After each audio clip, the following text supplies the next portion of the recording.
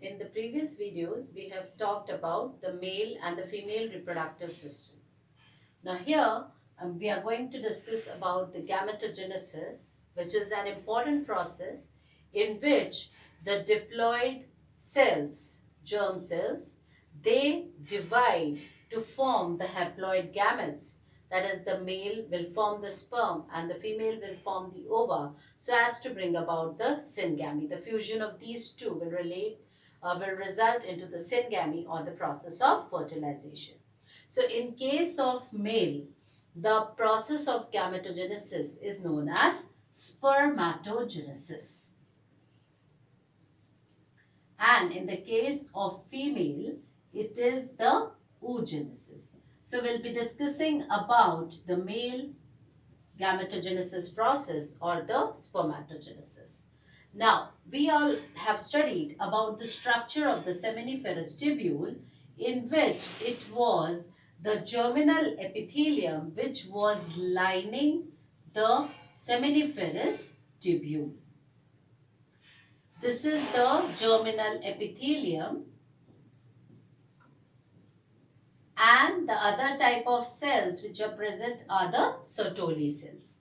Now, out of these cells, one cell, that is known as the germ cell, will undergo repeated mitotic division. So we will call this phase as multiplication phase. This is the multiplication phase, and this multiplication phase results into the formation of the cells which are actually diploid in nature. So the germ cell, when we are talking, is diploid again, and over here the mitotic division will take place, and due to this mitotic division, two further cells are formed which are having the same number of chromosomes. So I write over here the 2N cells. Now these will further divide to form, by mitotic division, the cells, and these are known as Spermatogonia. These Spermatogonia are diploid in nature, and till now there is only the mitotic division which has taken place, resulting into the formation of several cells. Now, out of these cells, major part of the cells will continue to divide, and we call them as type A cells. Majority of them will continue to divide through the mitotic division, and they will be known as the stem cells. These stem cells will further have the diploid structure. These will be diploid cells. They will be producing more Spermatogonia. So till here what has been done? The germinal epithelium, which is a diploid cell structure, here this is a part of the seminiferous tubule. The Sertoli cells are not playing any role in it. Only the cells of the germinal epithelium which are diploid, some of them undergo the multiplication phase. And this multiplication phase is mitotic in nature, resulting into the formation of several Spermatogonia. And out of the many Spermatogonia which are being formed, many of those are known as type A Spermatogonia, which actually function as stem cell, and they will be continuously producing more Spermatogonia, and these Spermatogonia will be diploid in nature. Now, out of these, this only few cells will undergo the next phase, or they will enter into next phase, where they will enlarge in size.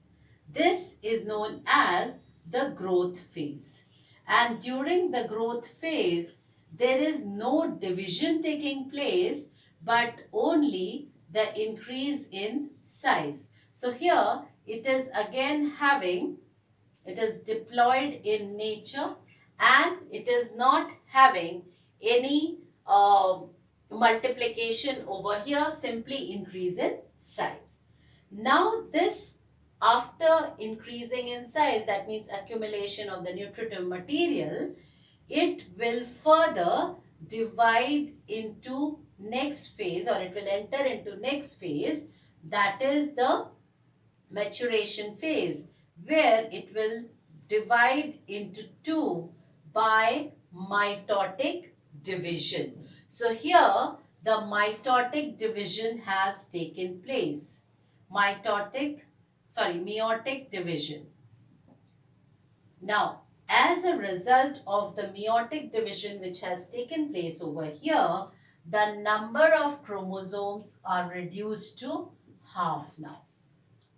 And this will again undergo the second meiotic division.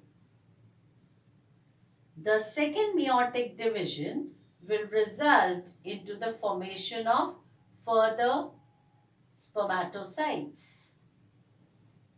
And these spermatocytes will again be haploid in nature. Now, these are known as primary spermatocytes, and these are the secondary spermatocytes.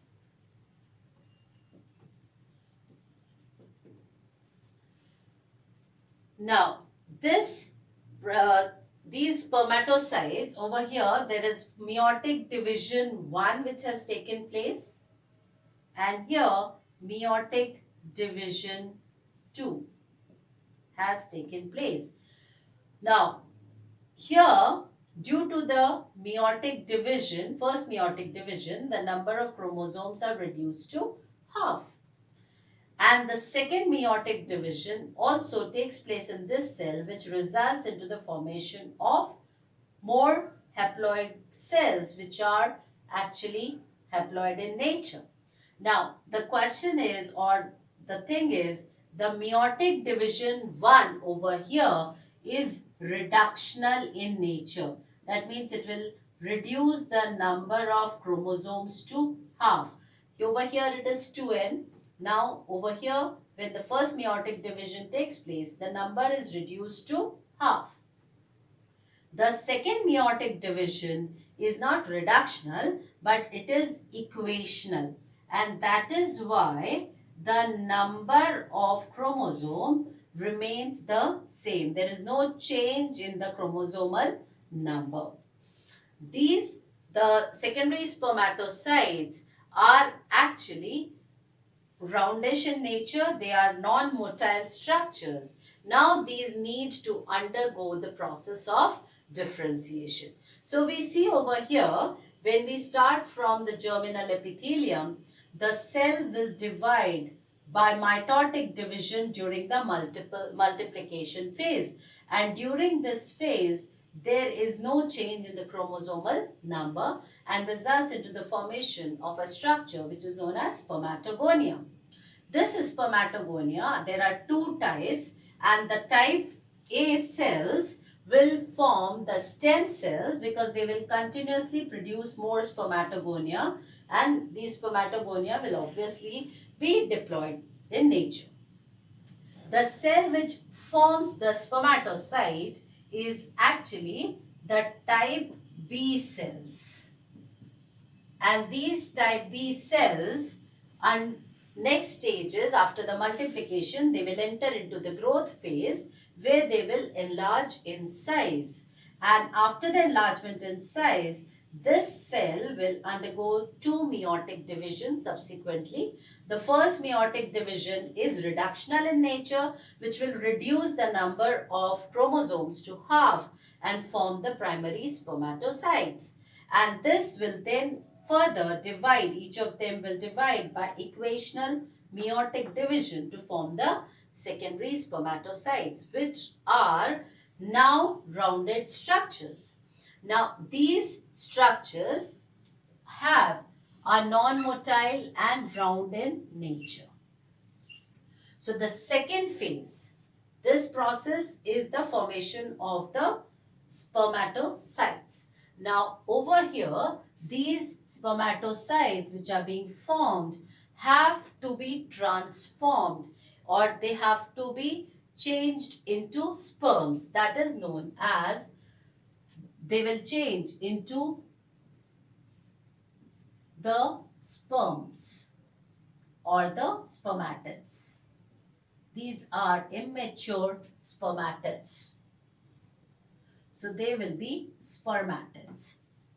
Now these spermatids, from secondary spermatocyte to spermatids, there are certain changes which are required, and these changes involve, first,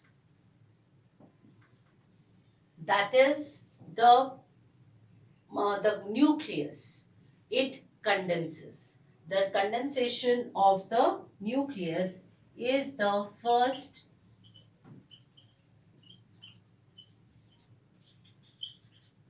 condensation of the nucleus occurs. Now this is due to the fact that the RNA which is being present over there and certain acidic proteins are lost, and only the DNA material is compact over there. Secondly, the Golgi bodies. The Golgi apparatus also undergoes changes, and it will form the acrosome. So here we find there are many changes which are being taken place over here. The cytoplasm is highly reduced. The cytoplasm is highly reduced, and the entire structure is covered by plasma membrane.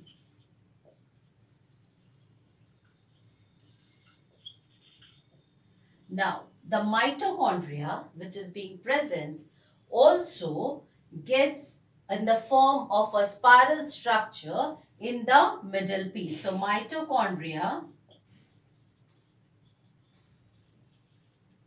in spiral form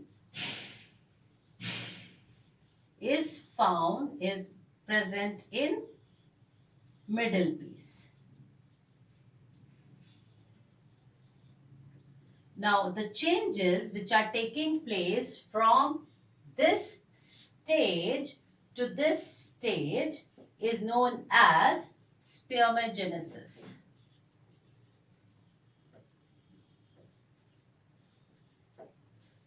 There is another term over here which is known as spermiation. Now, spermiation is actually the process of release of these spermatids. These spermatids are now motile. So, the spermatids are released from the seminiferous tubules. So, this process is known as spermiation. So, we see the spermatogenesis in the case of male involves three basic processes. That is, one is the formation of the sperm over here, then the meiogenesis and the spermiation.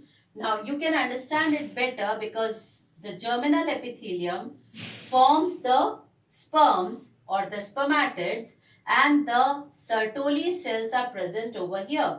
So, the mature or the spermatids, after their formation, are released into the lumen of the seminiferous tubule, and from the lumen of the seminiferous tubule, they are taken to the retetestis, where in epididymis they are mature. So here we find the process of spermatogenesis, where it involves the following phases, and in the subsequent video we'll be studying about the structure, how these structures, that is the nucleus, the acrosome formation and the tail formation takes place, and what role or what function do they have in the working of the sperm. Thank you.